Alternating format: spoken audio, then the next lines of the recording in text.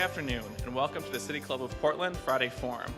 I'm John Horvick, City Club President, and I'd like to welcome members and guests alike, those of you who join us today at the Governor Hotel, and those of you listening on OPB Radio or watching on Portland Community Media. Today, our program will take a look at Chris McGowan's first year as President and CEO of the Portland Trail Blazers, as well as the future of the NBA's hottest team. But first, some announcements. The generous support of City Club's corporate and media partners ensures we put on the state's best civic programs week after week. I'd like to thank our media partners, including Oregon Business Magazine. Our current Friday Forum sponsors are Geffen Mesher, Iberdrola Renewables, Perkins Coie, Portland General Electric, and Providence Health and Services. We are grateful for your support and commitment to City Club's mission. Please join me in a warm round of applause for all of them.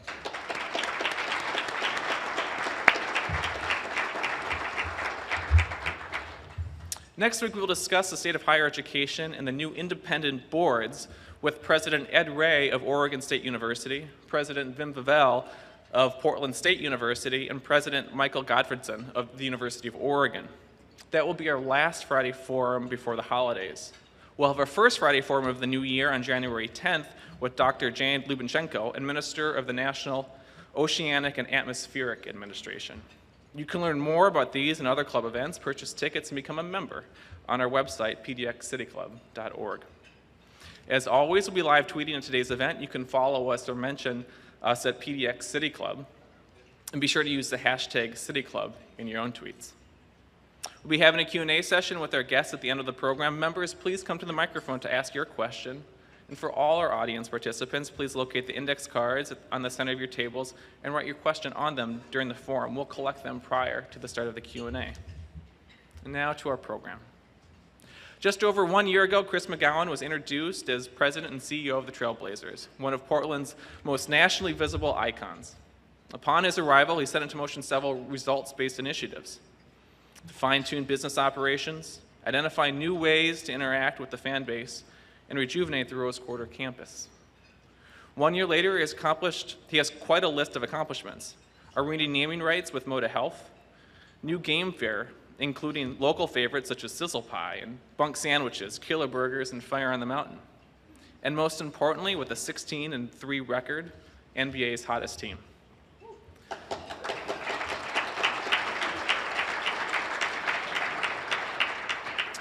Before becoming one of the NBA's youngest CEOs, Chris is with the Los Angeles-based AEG Sports, where he spent 16 years, including a final assignment as Chief Operating Officer. The Sports Business Journal recognized his accomplishments at AEG Sports by naming him to their exclusive 40 Under 40 list in March of 2012. Chris will be interviewed today by Mike Barrett. Mike is in his 14th season with the Trail Blazers and his 11th as the Trail Blazers TV play-by-play broadcaster. In addition to his play-by-play duties, Mike hosts the weekly show Trailblazer Courtside. A lifelong Trailblazers fan, Mike grew up in Albany, Oregon, and graduated from West Albany High, where he was recently inducted to the school's Athletic Hall of Fame. Please join me in welcoming Chris McGowan and Mike Barrett to the stage.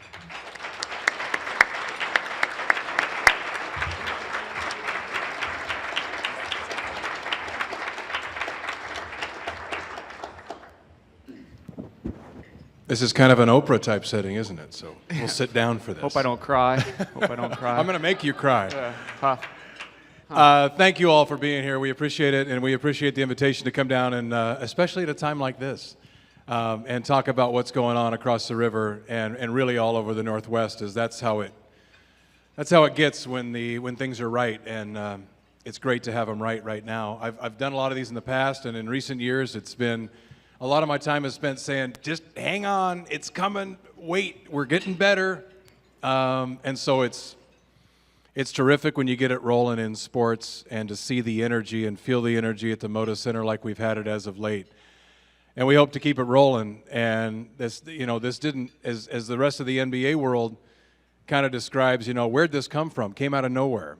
Well, it didn't come out of nowhere. And there was a plan behind this. And has it come a little sooner and perhaps a little more dramatic than we thought? Perhaps. But the planning in this, and Neil Olszewski, what he's put together, and last year, some of the deficiencies that we had, there was a reason why he didn't go out and tie himself big dollar-wise to temporary fixes. now I think we're seeing the result of some of his work. And we hope to keep it rolling. We have a game tonight at home against Utah, a rare back-to-back home game tomorrow night against Dallas, then we go to Utah for a game on Monday. So we hope to keep it rolling. But Chris, we can get into this a little bit business-wise. Obviously, things are better everywhere when the team is playing like it is now, and things have come together like they have now. Talk to us about the atmosphere business-wise in the hallways, not only with some of the sales staff who we have here, but season ticket holders, and all the way up and down the line in the company. How does it affect the company? Well, you see positive effects pretty much everywhere. So, we'll talk a little bit about that, but, in the city, you're seeing positive effects of it as well. You're hearing, we get a lot of coverage even when we're not playing so well. So that's one of the great things about running the Trailblazers is a passion in the market with fans and then the amount of coverage that we get from the media. But when you have a start like we've had, it just amps up significantly. Even more people want to talk about it. There's more media. There's more national media at our games, and you just become a bigger story like that almost overnight. And certainly, the 16 win start helps with that. So, on the business side, there's not an area in our business that's not majorly increased because of this. Ticket sales is clearly one area where you see a major bump when the team starts performing this well. Sponsorship conversations have really ramped up over the last month. People are viewing us as a great advertising option. Our TV ratings have probably doubled in the last couple weeks. Our web traffic is up over 100%. Retail sales are up. Pretty much everything across the business is up, and it's just our job as business people is to be able to make things respectable when the team's not playing well, keep our fans engaged, provide great service to our sponsors and fans, and then take advantage of what winning does in the market. And there's statistics all over our organization now where 30% of people buying individual tickets are people that weren't in our database before. So new people are starting to get engaged with the team. Our TV ratings are so much increased, so people are now viewing that weren't viewing in the past. So all the people that work on the business side of the organization focus as much of their time and energy on how do we take advantage of the platform that winning provides to us. And along those same lines, saw an email the other day talking about the increased flow on the website, through Twitter, and a lot of the new world stuff that maybe wasn't around the last time we were this hot. So striking while the iron's hot, taking advantage of changes to the website and traffic. I know the changes kind of happened before all of this happened, but what has that been like as far as trying to take advantage through social media and how you implement social media into spreading the word? I know the word is already being spread because we're winning, and that's the easiest thing. But how have the people on that side of the business, social media in particular, really tried to strike while this iron's hot? Well, I was pretty public about this when I started 13 months. I can't believe it's been over a year already, but I wasn't really happy with any of our digital properties. And one of the first hires that I made was someone that had significant digital experience, and a gentleman named Dwayne Hankins, who is here today eating. He's our VP of marketing, and his job was, I tasked him with coming in and kind of revamping all of our websites, our app, both on the team and the arena side. So we spent a good deal of the last 6 to 8 months relaunching trailblazers.com and redeveloping our app, which if you don't have it, I think it's one of the better sports teams apps out there. And now, because we put all that work in, our site is more functional. It's easier to navigate. We're putting better content on it, and the team playing well results in significant traffic increasing. So our app usage is unbelievable, and then the traffic on all parts of our site is really good as well. We're just trying to really, it's about creating a website that our fans want, putting unique content on there, behind the scenes type stuff. That's what fans want to see. And then being creative in social media and how you engage with people. And we had a good incident in social media a couple days ago where we did a tweet that some teams might think was a little bit questionable, but we were just having fun. And we basically said, is it too late to join the Eastern Conference? So those who follow And, obviously that's not the viewpoint of our coach, GM, or players or anything. It's the viewpoint of a creative marketing guy that's trying to engage with fans in an interesting way. It's my viewpoint that teams' Twitter handles are very bland and vanilla. And, we're trying to change that up a little bit just so we can engage with people a little differently. We probably won't be that edgy going forward. Because, that's what we're not there to do either. We're not there to ruffle feathers or anything like that, but we are there to have a little bit of fun. And that tweet alone resulted in 3,000 new followers and 4 million views, which is significant. Typically on a game day, we'll have 4,000 or 5,000 Twitter mentions. That night we had 21,000. So if you just do things a little bit differently, a little bit more creatively, you're going to get a little bit more exposure and a little bit more attention. And that's kind of what we're doing on a digital side. A lot of people don't understand as far as they assume that, well, a lot of times I'll get asked, okay, is your boss Terry Stotts? Is it Neil O'Shea? And there's a line in there's a basketball and a business side. And it seems like one of the biggest questions I get asked when it comes to the organization is, how are the two separate? How are they joined? How does that process work? Well, it works really good. The way we're set up here is the exact same way I was set up in Los Angeles with the Kings and the Galaxy. And I always tell people it worked there because we came off 3 championships before I moved here. So Neil and I the way we look at this is Neil and I are partners. He runs the basketball side of the business. I run the business side of the business. He makes all basketball decisions. It's not my skill set. I'm very public about that. Neil is a basketball guy, and that's what Neil does. So he spends his everlasting moment and waking hour trying to figure out ways to make our team better, and I spend my everlasting minute and waking hour trying to figure out ways to run a better business, serve our fans better, serve our sponsors better, create ways to generate revenue, make sure the Moda Center is getting great content, and really good for our fans. And those are 2 big jobs. So you need people working full time on that.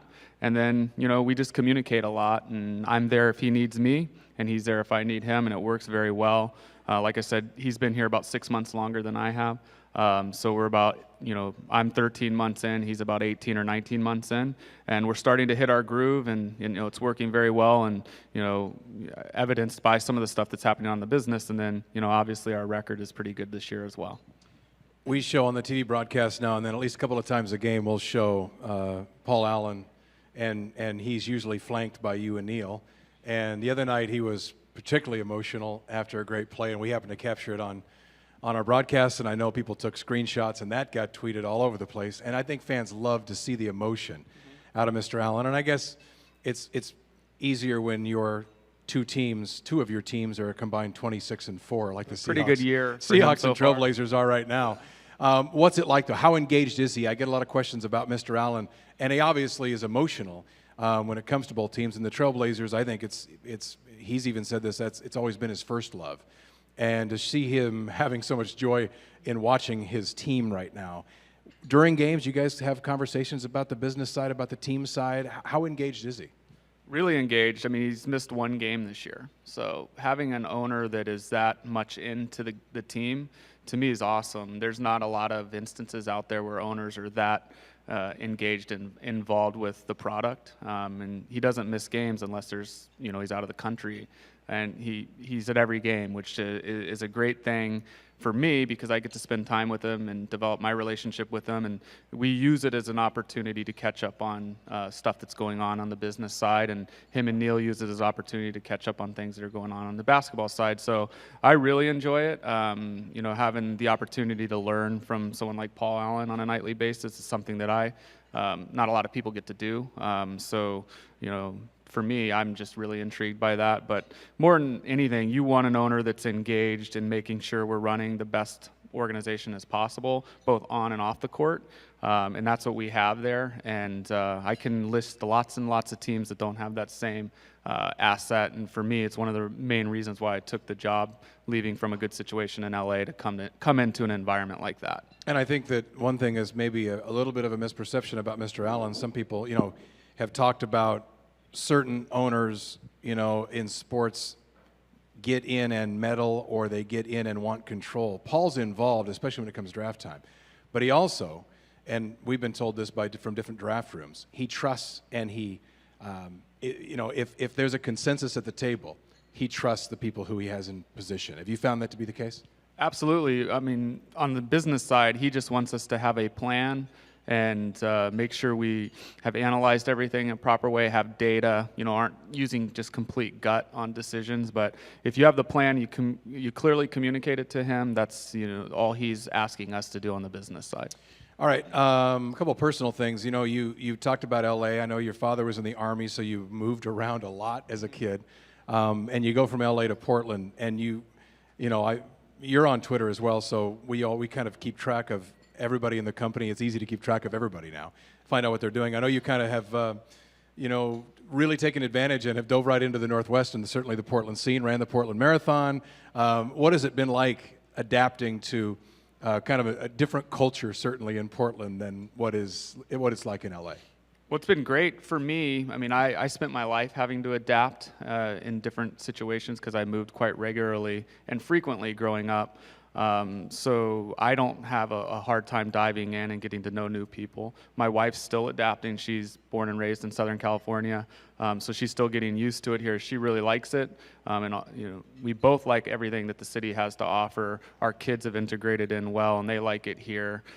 This city has everything that I like: outdoor activities and restaurants and beer and wine and passionate sports fans. So I had an inkling that I would like it. I knew a lot of people in LA that lived in Portland. They worked for Adidas or Nike and had to move, and spent a lot of time hearing them talk about how much they enjoyed Portland, how much they miss not living in Portland. And they were always constantly trying to figure out ways to move back to Portland. And some of them haven't figured that out because of their jobs. And before I even came here to check it out, before I took the job, just by hearing that over the last several years, I kind of had a feeling that Portland would be something that I would like and that my family would like. You were on the trip last weekend when we played the Lakers on Sunday, and beat the Lakers, by the way, on Sunday. One neat thing we got to do was the LA Kings played the Calgary Flames the night before, and you were down there, and Dwayne was there, and some folks from Moto. It was great, a chance to hang out with a partner and see a different sport, and we get to do that a little bit on the road during the season. We'll catch an NHL game here and there. What was it like, though, returning and kind of putting the 13 years in context, 13 months, excuse me, that you've been in Portland, compared to what you left? Was it a good feeling seeing some of those people around again and telling them what you've accomplished now in Portland and returning back to see, a part of what you had a good hand in building what is a great environment and a Stanley Cup champion in the Kings? What was that experience like last weekend? It was weird. It's the first time I'd been back. So, flying over Los Angeles, you realize how big it is, and I lived in it for 17 years, so that was kind of striking to me to kind of realize that. And then you get on those freeways, and there's just wall-to-wall traffic, and you sit there and go, how did I do this for 17 years? I spent so much time of my life in a car on all those freeways. But it was great catching up with everyone and, seeing that everything just kind of moves on, and I take pride in that because, we were able to develop a great staff there that had a great succession plan. And when I left, people just stepped up and they kind of moved on and are still doing great things. The team's doing well. The environment at Staples Center is really good during hockey games. What you realize is, they had a hockey game on Friday night, a Clipper game Saturday at noon, a Laker game at 6:30, and a Beyonce concert on Monday. In Staples Center. So and UCLA and USC were playing 2 miles away at the Coliseum. Yeah, so it's crazy the amount of activity that is in that building, and that's one of the focuses we're working on. Driving traffic in the Moda Center and bringing more concerts and more family shows and more college basketball games and more tennis events, and we're really focused on variety of events. One of the reasons we did the arena football deal as well. We want to drive as much traffic to that arena as possible, and we think we can have some pretty marketable results with that type of mentality across the staff. So I think fans that are in Portland can expect that you're going to have your Trailblazers games, but you're going to see more concerts, you're going to see more family shows, you're going to see things like arena football, and it's a big initiative for our organization. It's probably easy when you come into a company and take things over to continue with the way things have gone. Maybe more difficult and more challenging to decide that you've got ideas and some of the people you brought with you have ideas, and you make immediate changes. And you made some changes, some pretty public changes. Everything's public with this team. Right. Yeah. How did you manage that? Because I mean, I know there's a lot of the talk is like, wow, they did this and pretty quick, 13 months, and a lot of the changes happened pretty quickly. And I know for all of us who've been with the team, I think are excited and like the fact that there is a proactive head to the company and really took some things on and put them in the way that you see things working, the way you want things to work. But how was that? How was it handling a little bit of what always is going to be some pushback when you change the way the way they have been? Yeah, I mean, I knew going in that there was going to have to be some major transition in the organization. So my approach was to do it as quickly as possible because you want to get past it so the rest of the organization can realize that all that tough time is behind them. And I want people coming into work comfortable, not complacent, but not worried that we're going to be in a constant state of restructuring and transitioning. And I'm really happy that we are at that point now. I'm really happy with, I think we got a great staff. We have a great department head group, some people that have been there for a while and some new people that have come in to give us some new fresh perspective. But I was hired because I have an opinion on how you run the business side of professional sports teams. And fortunately, over the last 17 years of my career, was able to work for a company that at the time I left owned 10 sports teams, and they'd owned more sports teams than that over my 10 years. So I had a lot of great insight into different structures and how organizations are developed and built and structured. And it's no secret, I've been public about this. When I got here, the Trailblazers were structured very differently than what I'm accustomed to. What I like is an organization that is very results focused, results oriented.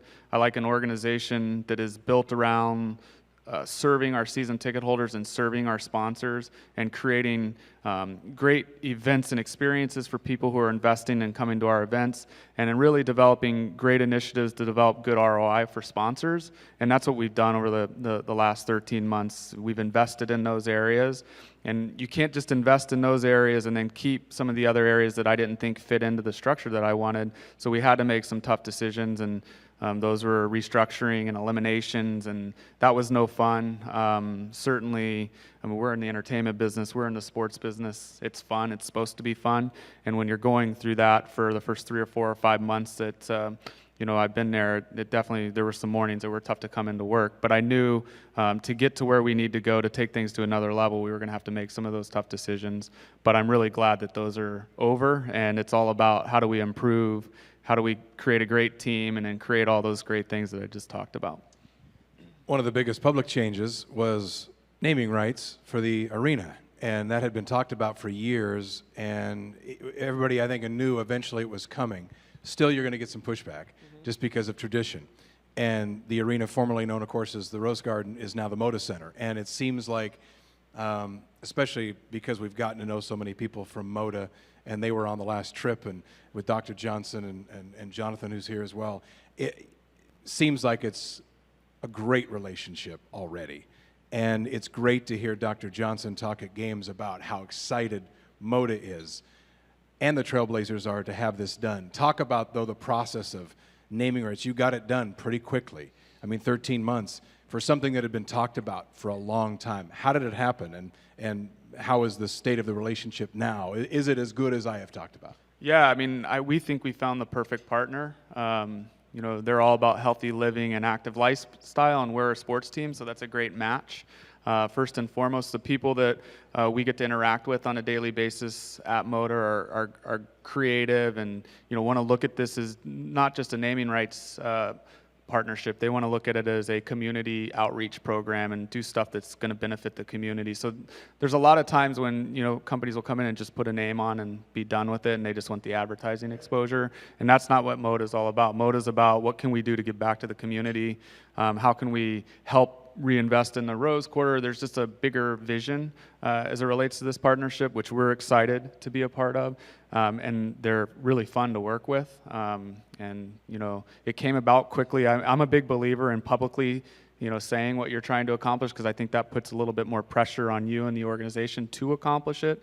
And fortunately, we were able to, through the help of a lot of people, not just me, the staff put a lot of time and energy and focus into this. I talked about this. We brought in a company that specializes in these types of business arrangements, and they helped us as well. And we found a great partner in a quick time frame, and thankfully we did, because what this is going to mean for our organization is phenomenal.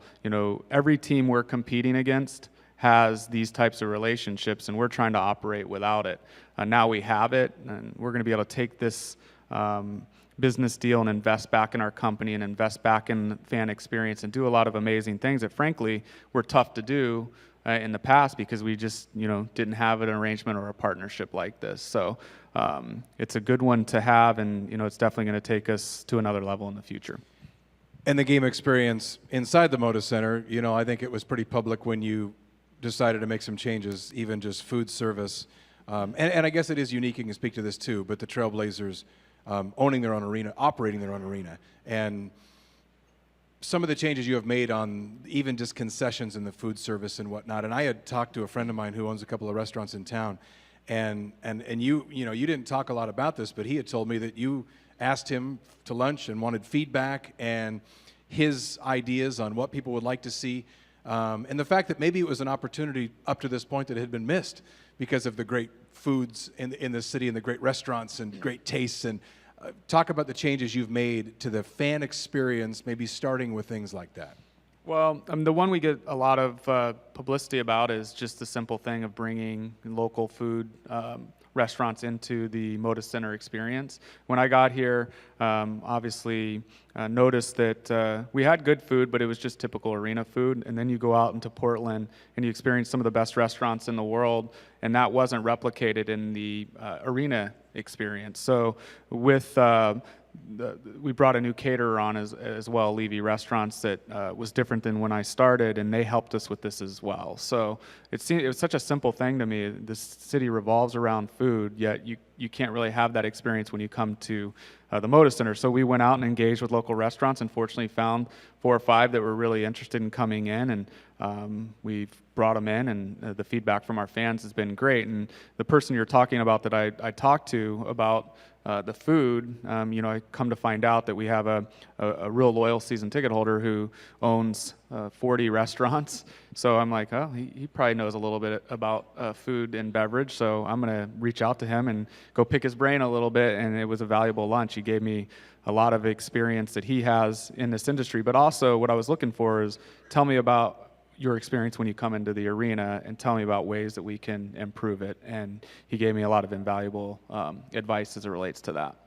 What has been the feedback from, right now it's great because when you're winning, everything is great. But what has the feedback been like? Even little things like changing from the chalupa when you get to 100 points to the egg sausage McMuffin with egg is what is now. McDonald's is now the sponsor. Don't start chanting chalupa in here. I know but it is funny, and it is very, very Portland that people want to keep what has been there always.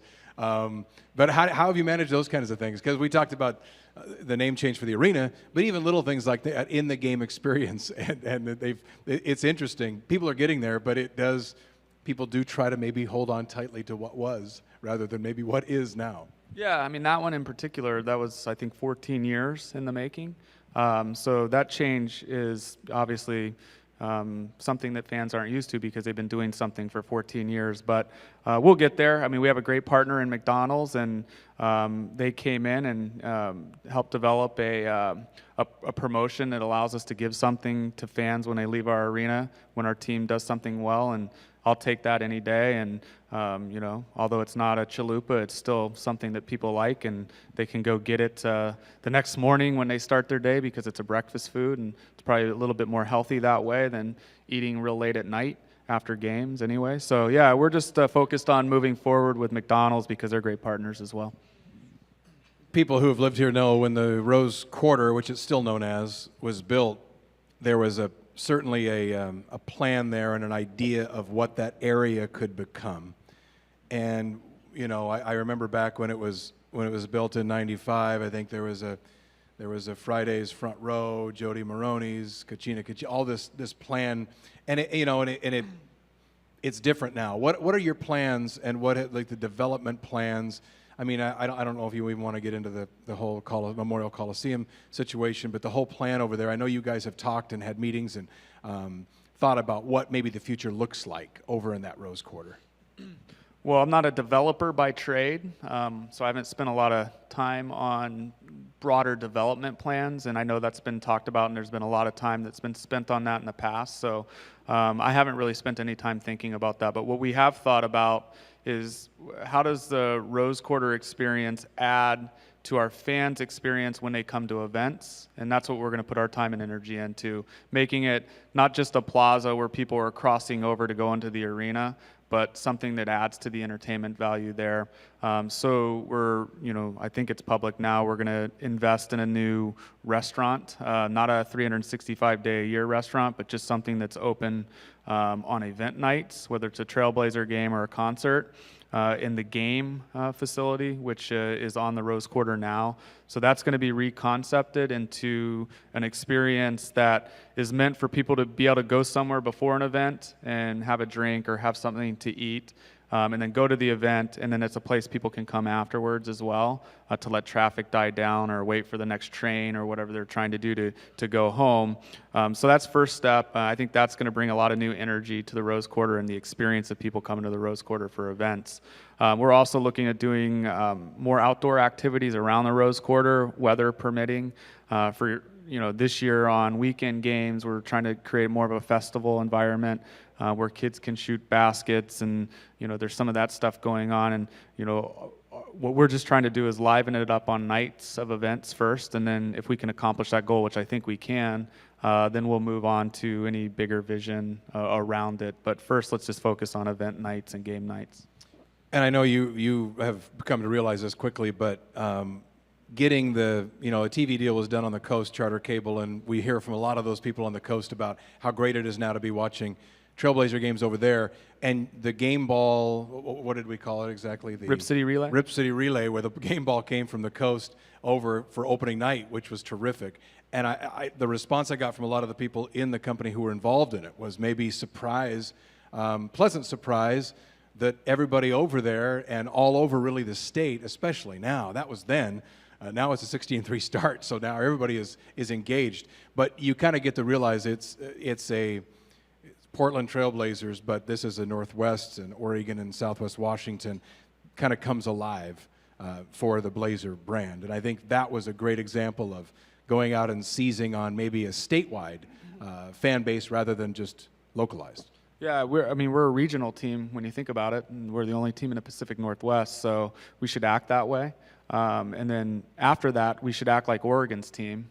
There's a lot of Trailblazers fans in the entire state, and I think, in my opinion, and based on feedback that I've gotten from people since I've been here, is that we may have been overly focused on Portland and not focused on the state as a whole. So the Rip City Relay was kind of our first entree into going out and embracing the communities all over Oregon that have embraced our franchise for so many years. And we're going to build on that. I like to, create events and do them every year because you just build so much equity. So the idea with the Rip City Relay is that we'll go into different communities to launch our season next season and just make it bigger and bigger every year. But we are going to be very focused on Portland, but also the entire state of Oregon. We want to be Oregon's team. And that's the way we have to act as an organization, and that's what we're doing with initiatives like the Rip City Relay. We're going to get to your questions here in a few minutes. One thing that hasn't changed, you see that your pin, your Make It Better pin on your, and I'm supposed to have one on too. You can have mine. Yeah, thank you. Just have it on before the game tonight. Coach Stotts actually stole mine in Toronto the other day before the game. He walked out and went like this and said, "Do you ever Make It Better pin?" And I threw him mine. So, and you'll see it on his sport coat or his suit during games. Talk about, the commitment to community service that the organization has always had and will continue to. Any plans there? Any ideas, future, what it holds as far as what your vision is of Make It Better? Yeah, it's one of the strengths of the organization, so it's just a matter of not messing it up. We are known for being really great community members, and I've seen it and witnessed it in my first 13 months here, is how much the mentality of our staff has to go out and give back and volunteer and do amazing things for the community. We feel that that's, one of our big priorities as an organization. So with that, just take the great work that's been done in the past and continue with it, because I think it's definitely one of the strengths of the organization. So with a great start, 16-3, and a big weekend coming up and a big night coming up tonight, does it, every time you get expectations, and everybody gets them, and we have them too, and you go into a season with a certain expectation. And in sports like this, and I suppose in business too, things change rapidly, and all of a sudden you've got to reset your expectations. Have you done that? And what are your plans going ahead, knowing that because it is sports, you could get bumped off track, so you've got to be ready for that. And there's also, with a lot of us who've been around a long time, maybe it's a personality thing, you always want to be able to, you're not wanting to expect bad things, but you're saying, okay, this is really, really good. I want to have a little emotional safety net built in just in case. But what are your plans going forward for the future? And how exciting has this start been to rekindle the fire for a lot of fans, but for you, really give you a chance to seize a great opportunity? Yeah, well, first and foremost, we have to enjoy this. I mean, we're lucky to work in sports and entertainment, and the one thing you can do is forget to have fun, because you can go 0-13 to end a season, just like you can start 16-2 or 16-3. So I constantly just tell myself, this is what it's all about. So enjoy the wins, celebrate with your fans, make sure you're having fun during a time like this. So, but more than anything, too, our organization is just very focused on taking advantage of the platform that this provides, which we already kind of talked about, and we are doing that. Whether it's ticket sales, sponsorship, more viewers, more people coming to our website. I just hope it continues. Not for me, I'm pretty new here, but mainly for our fans who have supported this team, win or lose. I mean, I tell people this all the time, and I've been in lots and lots of arenas, and I've run teams that didn't have this passion of a fan base. And when a team was 0-13 last year, our building was still full, and fans were still coming, trying to have an impact on the game. So let's just enjoy it for them, because they're the ones that have supported the franchise through thick and thin. So it's great seeing their face and seeing them enjoy, beating the Indiana Pacers, beating Oklahoma City Thunder, beating those types of teams.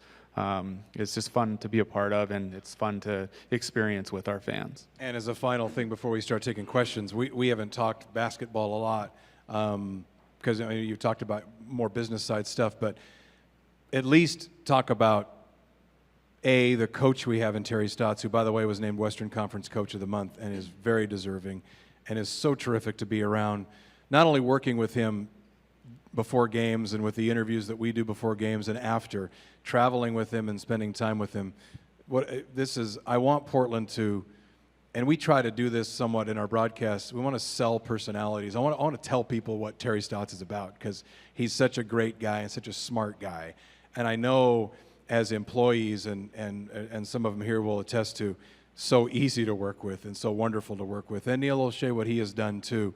I mentioned off the top a little bit what his plan was last year and this year, and what his plan is for the future. But if you can maybe talk about those two guys and how great they've been to work with. Well, Terry, everything you just said is exactly Terry. He's so even-keeled and even-mannered, and I like watching him coach, because you see how the players respond to him, and he teaches, and he's just fun to watch, because the players really enjoy playing with him or playing for him. And I played a little bit of athletics growing up, and when you had kind of that players coach, that was always a better environment to be in, and you can really see that going on with the team. So he's been really, really pleasant to deal with since I've been here. And then Neil, I've worked for a lot of GMs, worked with a lot of GMs, and not a lot of them care too much about the business side of things. And Neil really gets the business side as well, and is very supportive in our efforts as it relates to what we have to accomplish in coordination with ensuring that we have a great environment for our team to win. So the way I can just describe it is we have a coach who gets it, and we have a GM who gets it, which makes our lives a lot easier, because sometimes we have competing goals. So it's just a matter of working together to make sure we're doing everything that we need to do to run a profitable business, but also a winning product on the floor. And that's always been kind of the question in the past when it comes to basketball and business side, because we've seen in the past, Neil has been responsible in the way he's handled the player salary situation, and that's a whole nother luncheon, I'm sure. But you know how it gets in sports. But he has been, we've seen in the past oftentimes a payroll gets out of hand, really out of hand, and then the business side is saying, okay, what do we do with this? But it seems like the two sides are married enough now, and Neil has his eye on that enough now where it seems like it's a great relationship with, and you and he do have this where you guys communicate about it. And that's not an easy thing to have necessarily in professional sports. Yeah, I think there's a lot of people in my role that really want to get involved on the basketball side of things and think they know what a good power forward is and a great point guard. I mean, that happens in our industry all over the place, and it's just not what I'm going to do. And I know what I think I'm good at, and Neil is obviously good at what he does, and it's just a good partnership. All right, we're going to shift to some Q&A time now. If you've written a question on an index card, hold it up high so the City Club can collect it from you. And as always, members are invited to the microphone to ask their question at the Friday Forum. It's a benefit of City Club membership, and it's certainly available to everyone. And before you ask, if you are at the microphone, please identify yourself as a City Club member and ask your question. Keep it around 30 seconds if you can. Keep it kind of brief, and we'll try to get to as many as we can. So should we start at the microphone? Yes. I'm Edward Hershey. I'm a City Club member. Chris, I can't think of anybody more entitled to an opinion about whether Portland could support a National Hockey League franchise. So I'm wondering, first of all, what that opinion is, and secondly, how the Blazers would look at either partnering with or even owning an NHL team. Good question. I do think this city and state has something in their DNA about being very supportive for sports franchises. So if you think about everything that's in Oregon, the support and fan bases are unrivaled. So I do think there are enough hockey fans, enough sports fans in this region to support an NHL team. I know we have an unbelievable arena that could host a lot of NHL hockey games as well. So yeah, I think this is the type of community that could support NHL hockey. Craig Mossback, City Club member and Blazer season ticket holder. Thank you. Yeah, and you mentioned earlier, that Portland really embraces good health from, having bicycle lanes around the city and people want to eat healthy and such like that. And also, basketball players as athletes appreciate good health, and the Moda Health is now the name sponsor. I know you've been thinking about this, but what are the Blazers going to do going forward to promote health both at the arena and in the broader community? Well, I think some of the bigger aspects of our relationship with Moda are developing community initiatives that tackle healthy living and healthy lifestyle. So we're talking about things like 5K runs and that type of stuff to get our fans involved in, telling the story about what healthy lifestyle means. So those are some of the things we're working on now. The relationship is very new still, so we're still developing a lot of that. But you will see in the next little while us coming out with some initiatives on that. Bill Dickey, City Club member, Blazer season ticket holder. Thank you. I have a suite for the Dallas game on Saturday night. My partner's 49th birthday party. Pretty excited about that. One of the things that I asked the same question of Merritt Paulson, who was here a couple of weeks ago, was how did the Blazers come to the decision to support the gay marriage campaign in Oregon? Well, we just felt that it was the right thing to do. It's also something that Vulcan believes in. It's something that Paul believes in, and we think it's the right thing to do. So we wanted to support. I didn't think it was going to be that big of a story, but I didn't realize we were going to be one of the first sports teams to come out in support of that. So we think it's good for the community. We think it's good for the city, and it's something that we just felt was the right thing to support.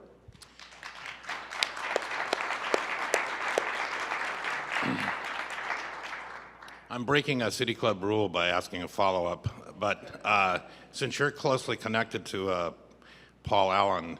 Jeff Bezos gave $1 million to the Washington marriage campaign, and put a good word in with Paul Allen, please. I think he's got a proven track record of giving money back, so we definitely will do that. Ari, will City Club member 2 Porter be a season ticket holder? But I watch as many games as I can on TV. Thank you. Thank you. Yeah. My question is more about the basketball side of things. We've heard a lot of people ask if this team is legit, and this is an incredibly good start, but my question is, do you think that question has been answered? Do you think we can sustain this record or this level of play throughout the season? Yeah, I think you're getting to a point where the question is answered. I mean, it's not 5 games into the season. We're starting to get 20 or so games into the season. We're beating teams differently every night. We're going behind and catching up. We're beating good teams. So you kind of are what you are. I mean, we played a good assortment of teams throughout the NBA and had road games. We've had home games. So is it sustainable? You know, that's probably a good question for Neil and the coach, but I think we're getting to the point where we're kind of answering those questions by the types of wins that we've had as of late. And, you know, I can only say that I hope it continues because it's a pretty awesome thing to be a part of. Don Williams, City Club member. First, the City Club would like to thank the Blazers for its past sponsorship and involvement in City Club. We really appreciate that. Welcome. And let's talk a little bit more about community relations. You addressed it a little bit, but my understanding was the woman who directed community relations left the Blazers to become the development director at the Boys and Girls Club, and she was universally lauded for her work. Tell us what your plans are as far as replacing that, and a little bit more about your underlying philosophy and strategy. Yeah, great question. Yeah, Tracy is moving on from our organization to the Boys and Girls Club, which I'm on the board, so I'm really thrilled with that because I know how good of a person and how good of an employee Tracy is. Tracy, obviously she'd worked for the organization for 27 years and felt that this was the right opportunity for her to move on, and of course we're going to support that. So she is leaving the organization this month, and as a result of that, we are going to look at this as a potential opportunity to bring someone in that can help us take the foundation to another level. We're going to launch a national search, which we have already started. There's going to be so many people that are interested in this job, both nationally and locally.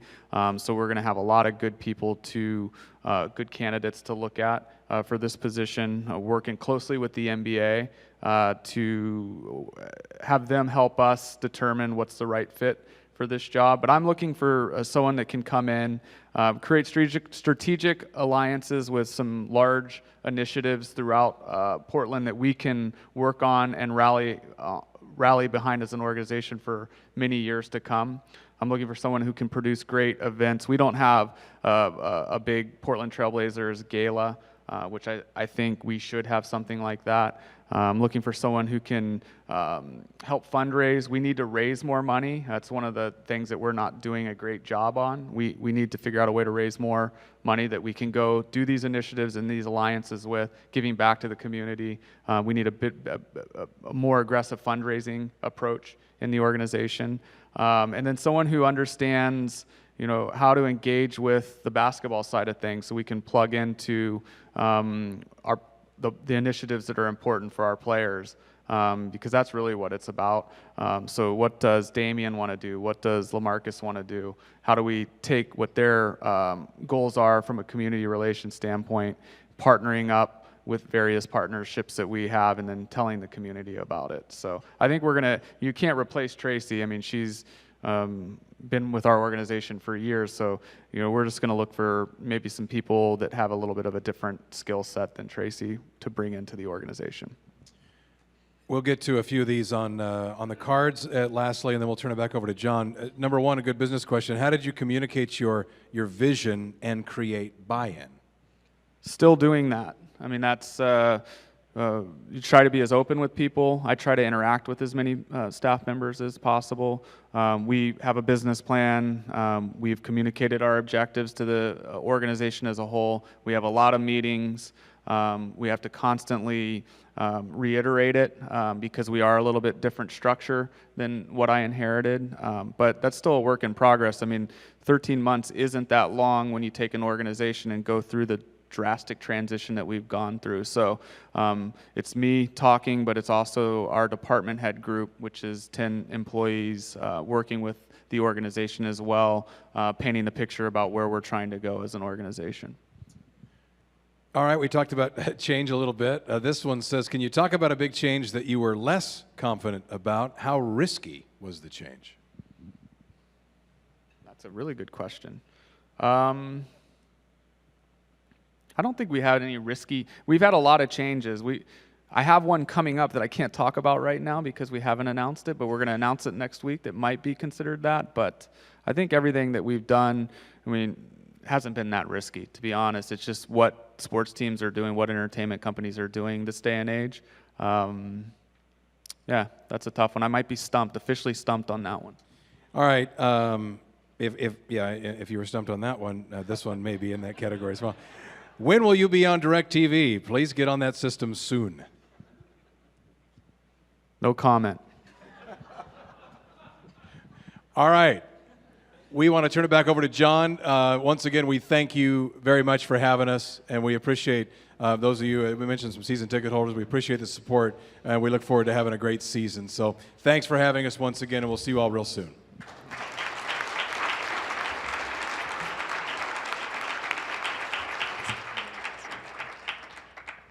We have run out of broadcast time. For further questions, have to stop for today. Please join us next week when we hear from the presidents of Oregon State University, Portland State University, and the University of Oregon. And as we close today, please join me in offering our sincere thanks to Mike Barrett and Chris McGowan. Thank you very much. We are adjourned.